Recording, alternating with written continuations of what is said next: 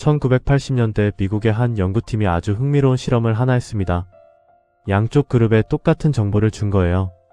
주식 차트, 기업 실적, 최신 경제 뉴스까지 전부 다요. 그리고 각자 투자를 해보라고 했습니다. 한쪽은 네로라 하는 MBA 출신의 금융 전문가들이었고 다른 한쪽은 돈이랑은 거리가 멀어 보이는 역사학자와 철학자들이었습니다. 결과가 어땠을 것 같으세요? 정말 놀랍게도 철학자 그룹의 수익률이 금융 전문가들을 가볍게 앞질렀습니다. 그것도 평균 2배 넘게 말이죠. 연구팀도 당황해서 대체 왜 이런 결과가 나왔나 분석을 해봤더니 결론은 딱 하나였습니다. 금융 전문가는 지금 당장의 데이터를 받고 인문학자들은 흐르는 패턴을 봤다. 안녕하세요, 불을익다입니다. 오늘은 시중의 재테크 책들이 절대 말해주지 않는 조금은 비밀스러운 이야기를 해보려고 합니다. 부자들이 왜 그 바쁜 와중에 철학책을 펼쳐드는지, 왜 역사가 최고의 투자 교과서라고 하는지, 그 명쾌한 답이 바로 이 책 부의 인문학에 담겨 있습니다. 이 책의 저자인 우석이라는 분 참 흥미로운 사람입니다. 결혼 비용까지 탈탈 아껴서 겨우 500만 원을 모았고 그 돈으로 투자를 시작해서 무려 50억이 넘는 자산을 만들었거든요. 그런데 그 과정에서 이분이 가장 열심히 읽은 건 복잡한 주식 차트 분석서가 아니었습니다. 뜻밖에도 경제학 원론, 철학, 그리고 역사책이었죠. 사람들이 와도 신기하니까 물어봤을 거 아니에요. 대체 어떻게 그렇게 주가나 집값을 정확하게 예측하셨냐고요. 그랬더니 이분의 대답이 이랬습니다. 제가 예측한 게 아닙니다. 역사가 이미 답을 다 써놨고 저는 그냥 그걸 읽었을 뿐이에요. 이게 그냥 겸손하게 하는 말처럼 들리시나요? 사실 이 짤막한 한마디에 엄청난 투자 힌트가 숨어 있습니다. 한번 생각해보세요. 우리 보통 돈 공부 어떻게 하죠? 요즘 뭐가 오른다더라, 다음 달엔 어떤 섹터가 뜬다더라, 전문가가 나와서 유망하다더라. 끊임없이 새로운 정보만 쫓아다니잖아요. 그런데 냉정하게 따져볼까요? 그 정보 지금 당신만 보고 있는 게 아닙니다. 스마트폰을 쥔 수백만 명이 동시에 보고 있어요. 모두가 똑같이 아는 정보라면 그건 이미 가격에 다 반영되어 있다는 뜻입니다. 그걸로는 절대 남보다 앞서 나갈 수 없어요. 부자들이 인문학을 읽는 건 무슨 교양을 쌓거나 낭만을 즐기려는 게 아닙니다. 철저하고 냉철한 생존 전략이에요. 남들이 눈앞에 숫자에 일희일비할 때 한 발짝 뒤에서 거대한 패턴을 읽어내는 거죠. 부의 인문학이 던지는 첫 번째 메시지는 명확합니다. 돈이 움직이는 길목에는 일정한 법칙이 있고 그 법칙은 역사 속에서 소름 끼치도록 반복된다. 혹시 17세기 네덜란드 튤립법을 이야기 들어보셨죠? 튤립 알뿌리 하나 가격이 장인들의 10년치 연봉 넘게 치솟았던 시절이요. 사람들은 집을 팔고 땅을 담보 잡아서 튤립을 샀습니다. 이건 계속 오를 수밖에 없다면서요. 하지만 결과는 어땠나요? 딱 몇 주 만에 가격의 99%가 허공으로 날아갔습니다. 아유, 옛날 사람들이나 그런 미련한 짓을 했지 싶으신가요? 그럼 2000년대 닷컴 버블은요? 2008년 서브프라임 사태는요? 그리고 불과 얼마 전 우리가 겪었던 코인과 주식 광풍은 어땠나요? 모양새만 튤립에서 주식으로 또 코인으로 바뀌었을 뿐 본질은 완전히 똑같습니다. 이번엔 진짜 다르다는 근거 없는 확신, 나만 뒤처질지 모른다는 포모 증후군, 그리고 감당 못할 만큼 거품이 낀 순간 찾아오는 급격한 붕괴. 소설가 마크 트웨인이 이런 말을 했습니다. 역사는 똑같이 반복되지는 않지만 그 운율만큼은 기가 막히게 반복된다고요. 여기서 진짜 중요한 질문을 던지셔야 합니다. 그 잔인한 붕괴의 순간에 누군가는 전 재산을 잃고 길거리에 나앉았지만 반대로 누군가는 엄청난 부자가 됐단 말이죠. 그 한 끗 차이가 어디서 왔을까요? 돈을 잃은 사람은 지금 당장의 분위기를 봤고 돈을 번 사람은 과거의 패턴을 본 겁니다. 역사의 무서움을 아는 사람은 축제가 한창일 때 이미 조용히 출구를 향해 걷고 있었던 거죠. 저자가 세상을 직접 겪으며 배우기엔 인간의 수명이 너무 짧으니 거인들의 어깨 위에 올라서서 세상을 보라고 강조하는 이유가 바로 여기에 있습니다. 두 번째 통찰은 조금 더 뼈아픈 이야기입니다. 아마 지금 여러분의 지갑 사정과도 바로 연결되는 얘기일 거예요. 저자는 책에서 경제학의 두 거인 케인스와 하이에크의 불꽃 튀는 논쟁을 가져옵니다. 두 사람이 평생을 바쳐 싸운 주제가 바로 인플레이션인데요. 케인스는 나라 경제가 어려우면 정부가 돈을 팍팍 풀어서 불을 꺼야 한다고 주장했고, 하이에크는 무슨 소리냐, 그렇게 무책임하게 푼 돈은 결국 물가를 미치게 만들고 그 피해는 고스란히 서민들이 본다며 반대했습니다. 역사는 누구의 손을 들어줬을까요? 재미있게도 둘 다 맞았습니다. 그리고 그게 우리에겐 가장 무서운 현실이 됐죠. 정부는 위기가 올 때마다 돈을 찍어냅니다. 표를 얻어야 하는 정치인들에게 이보다 쉽고 달콤한 해결책은 없으니까요.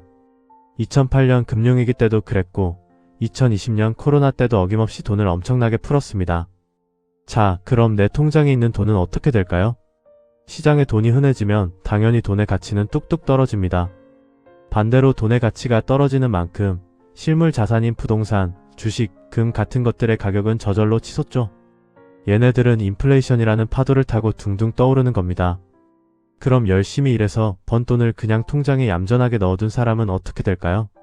잔고에 찍힌 숫자는 그대로인데 마트 가서 살 수 있는 건 반토막이 납니다. 저자가 말하는 자본주의의 가장 잔인한 비밀, 부의 이전이 바로 이 현상을 말합니다. 인플레이션은 부자들의 돈을 뺏어가는 게 아니에요.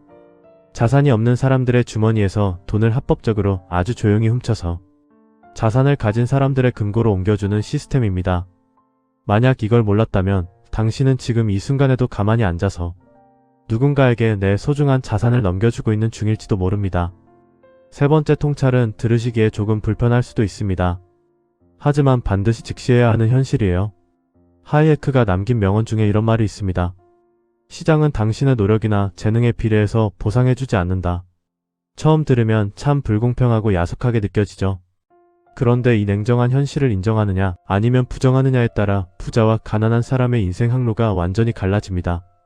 노력한 만큼 대가를 받을 거야 라고 믿는 순진한 사람들은 어떻게 하죠? 더 열심히 일합니다. 밤을 새우고 야근을 하고 정말 몸이 부서져라 성실하게 살아요. 물론 고귀한 삶이지만 냉정하게 자산의 관점에서 보면 이건 내 시간과 노동을 팔아서 돈을 바꾸는 구조에 스스로를 가두는 꼴입니다. 내가 몸이 아프거나 일을 멈추는 순간 내 수입도 정확히 제로가 되니까요. 반면에 부자들은 시장이 노력이 아니라 희소성과 시스템에 보상한다는 걸 너무나 잘 알고 있습니다. 그래서 내 한정된 시간을 파는 대신 시간을 곱해주는 나만의 구조를 짜는 데 집중해요. 예를 들어 부동산이나 우량한 주식이 왜 강력할까요? 내가 깊은 잠에 빠져 있을 때도, 가족들과 여행을 가 있을 때도, 심지어 몸이 아파서 누워 있을 때도 그 자산들은 쉬지 않고 스스로 가치를 키우거나 월세를 만들어냅니다. 내 성실함과는 아무런 상관이 없어요. 자본주의는 땀 흘려 일하는 노력을 칭찬해주는 도덕 선생님이 아닙니다. 자본이 스스로 자본을 굴려 거대해지는 비정한 시스템이죠. 이 냉혹한 게임의 룰을 이해해야 열심히 살다 보면 언젠가 부자가 되겠지라는 믿음이 얼마나 위험한 착각인지 깨닫게 됩니다. 여기까지 들으시면 아마 이런 생각이 드실 겁니다. 아, 그러니까 지금 당장 서점으로 뛰어가서 인문학 책을 읽으면 부자가 된다는 얘기지? 아쉽지만 틀렸습니다. 이 책이 진짜 하고 싶은 말은 그게 아니에요. 저자가 우리에게 던지는 진짜 본질은 세상을 바라보는 프레임 틀 자체를 통째로 바꿔야 한다는 겁니다. 프레임이 바뀌면 똑같은 뉴스를 봐도 완전히 다른 게 읽히기 시작해요. 예를 들어 뉴스에서 기준금리가 또 인상됩니다 라고 발표했다고 해볼게요. 대부분의 사람들은 아휴, 대출이자 더 나오겠네, 큰일이다 하고 걱정 섞인 한숨을 쉽니다. 하지만 인문학적 프레임을 가진 사람들은 다르게 생각해요. 금리가 오른다는 건 시중에 돈을 빨아들인다는 뜻이네. 그럼 조만간 거품이 꺼지면서 좋은 자산들이 헐값에 나오겠구나. 지금은 소비를 줄이고 현금을 꽉 쥐고 타이밍을 기다려야겠다. 정보는 똑같았습니다. 하지만 해석이 완전히 달랐죠. 그리고 이 사소해 보이는 해석의 차이가 5년 뒤, 10년 뒤에 완전히 다른 통장 잔고를 만들어냅니다. 그럼 이런 단단한 프레임은 어디서 배울 수 있을까요? 유튜버들이 찍어주는 급등 종목 리스트나 단편적인 재테크 꿀팁에서는 절대 배울 수 없습니다. 경제가 어떤 원리로 굴러가는지, 역사 속에서 부가 어떻게 주인이 바뀌었는지, 군중 속에 갇힌 인간의 심리가 얼마나 나약하게 무너지는지, 이 거대한 맥락을 이해해야 비로소 눈이 뜨이는 겁니다. 철학자들이 수천 년 동안 방구석에 앉아 고뇌했던 본질이 뭔지 아세요? 인간은 왜 눈앞의 작은 이익 때문에 미래의 거대한 손해를 선택하는가? 왜 대중 속에 섞이면 멀쩡하던 개인의 이성이 마비되는가였습니다. 이게 바로 현대 투자 심리학의 뿌리입니다. 2500년 전 그리스 철학자들의 통찰이 오늘날 주식시장에서 개미들이 왜 맨날 꼭지에 물리고 바닥에서 던지는지를 가장 정확하게 설명해주고 있는 거죠.